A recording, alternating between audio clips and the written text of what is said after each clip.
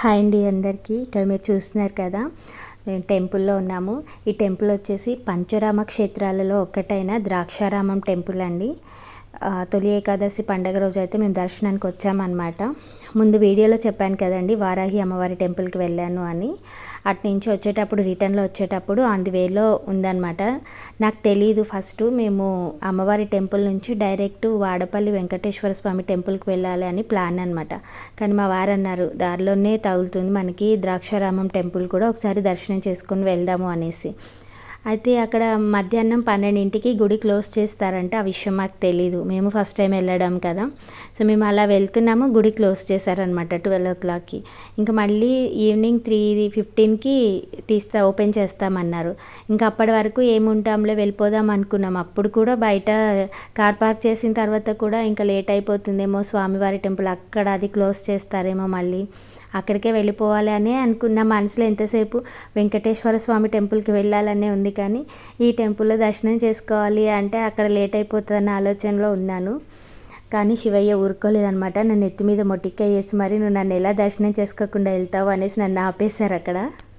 ఇక గుడి లోపలికి వెళ్ళాక చూస్తే అస్సలు అప్పుడు అనిపించిందండి నాకు, ఇక్కడికి కనుక రాకపోతే నేను ఒక అద్భుతాన్ని చూడడం మిస్ అయిపోయేదాన్ని అని.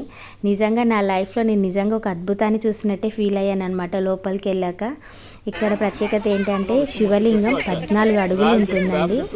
నేను ఇక్కడ అసలు నాకు ఈ క్షేత్రం గురించి విన్నాను, కానీ ఇక్కడ శివలింగం ఇలా ఉంటుందని అయితే నాకు అస్సలు తెలియదు అనమాట. లోపలికి వెళ్ళాక అక్కడ ఉన్న వాళ్ళు చెప్పుకుంటుంటే విన్నాను 14 అడుగులు ఉంటుందంటాను. అమ్మ అసలు అంత శివలింగాన్ని ఎలా దర్శనం చేసుకుంటాము ఏంటి అనుకున్నాను. అక్కడ ఎలా ఉంది అంటే, కింద ఫస్ట్ దర్శనం చేసుకోవాలి పాదభాగం, తర్వాత పైకి వెళ్ళి పైన శిరస్సు భాగం దర్శనం చేసుకోవాలన్నమాట.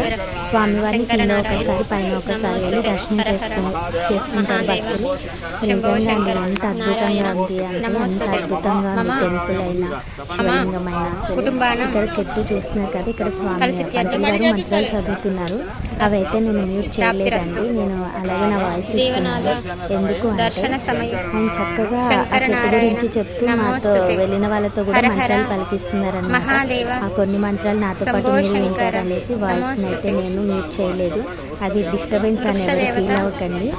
అలాగే చెట్టులో రావి చెట్టు, వేప చెట్టు, మారేడు దళం చెట్టు 3 ఉన్నాయన్నమాట. అది బ్రహ్మ విష్ణు మహేశ్వరులకి స్వరూపంగా భావించి అక్కడ పూజలు చేస్తారంట.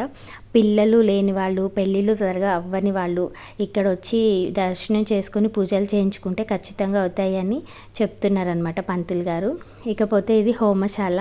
ఇక్కడ అప్పటి వరకు హోమాలు జరిగినట్టున్నాయి. అక్కడ హోమం ఇంకా వెలుగుతూనే ఉందన్నమాట.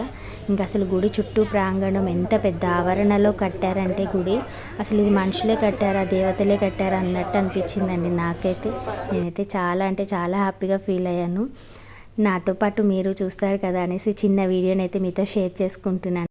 తెలిసిన వాళ్ళైతే ఓకే అండి, ఎవరైనా తెలియని వాళ్ళు ఉంటే మాత్రం ఈ టెంపుల్లో దర్శనం అయితే మధ్యాహ్నం 12 నుంచి సాయంత్రం 3:15 వరకు అయితే గుడి క్లోజ్ చేసి ఉంటుందండి. ఆ టైంలో కాకుండా మిగతా టైంలో దర్శనానికి వెళ్ళేలాగా ప్లాన్ చేసుకోండి.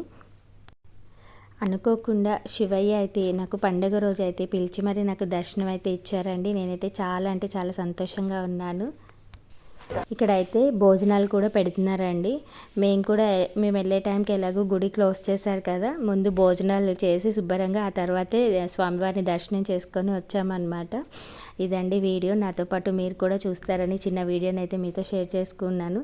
వీడియో కనుక మీకు నచ్చినట్లయితే లైక్ చేయండి, షేర్ చేయండి, ఛానల్ని తప్పకుండా సబ్స్క్రైబ్ చేసుకోండి.